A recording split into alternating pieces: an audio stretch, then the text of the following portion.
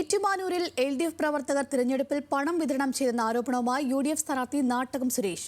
രാത്രിയിൽ SFI, DYFI പ്രവർത്തകർ വീടുകളിൽ പണം നൽകിയെന്നും തെളിവുകൾ കയ്യിലുണ്ടെന്നും നാട്ടകം സുരേഷ് ന്യൂസ് മലയാളത്തോട് പറഞ്ഞു.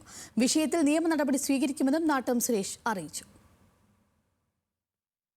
DCC പ്രസിഡന്റ് നാട്ടകം സുരേഷാണ് നമ്മളോടൊപ്പം ചേരുന്നത്. നിയമസഭാ തെരഞ്ഞെടുപ്പ് മത്സരിക്കുമ്പോൾ ഒരു മാന്യമായ തെരഞ്ഞെടുപ്പ് പ്രകടനമാണ് ഏറ്റുമാനൂരിൽ ഉണ്ടായതെന്ന് കരുതുന്നുണ്ടോ വ്യക്തിപരമായി? ഈ തെരഞ്ഞെടുപ്പിൽ ധാർമ്മികതയും മാന്യതയും അത് മുറുകെ പിടിച്ചു വേണമെന്ന നിർബന്ധമുള്ള ഒരാളാണ് ഞാൻ. കാരണം മാന്യതയും ധാർമ്മികതയും നഷ്ടപ്പെടുത്തിയാൽ അല്ലെങ്കിൽ അത് നഷ്ടപ്പെട്ടാൽ കേരളത്തിൻ്റെ തെരഞ്ഞെടുപ്പ് അവസ്ഥ വളരെ ദയനീയമായി പോകും.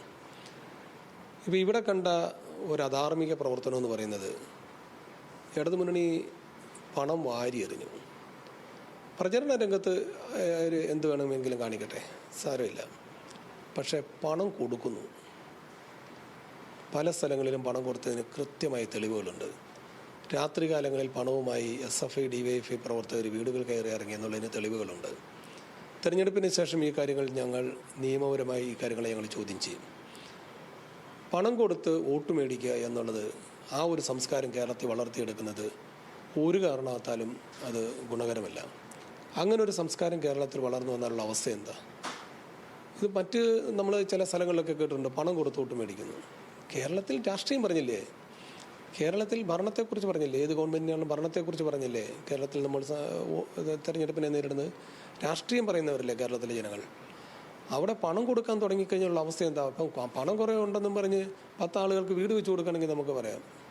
ഇത് ഇലക്ഷൻ വോട്ട് ചെയ്യാനായിട്ട് തലേ രാത്രി പണം കൊണ്ട് കൊടുക്കുന്നു എന്ന് പറഞ്ഞാൽ അത് ഒന്ന് തെരഞ്ഞെടുപ്പിൽ തോറ്റു എന്നുള്ള പേടി മൂലമാണ്.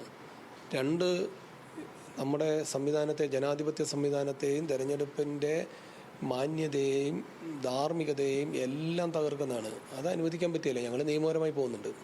ഇക്കാര്യത്തിൽ നിയമപരമായി നടപടി സ്വീകരിക്കും. തീർച്ചയായിട്ടും നിയമപരമായി നടപടി സ്വീകരിക്കും. ഞങ്ങൾ പരാതി നൽകും. അതിനെ സംബന്ധിച്ച് ഞങ്ങൾ ഏതറ്റം വരെയും പോവും, പ്രചരണം നടത്തും. കാരണം ഇത് അനുവദിക്കാൻ പറ്റില്ല.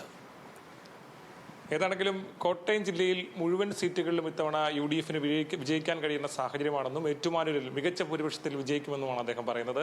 ക്യാമറമാൻ ശ്രീകുമാറിനോടൊപ്പം അജിത് ബാബു, ന്യൂസ് മലയാളം.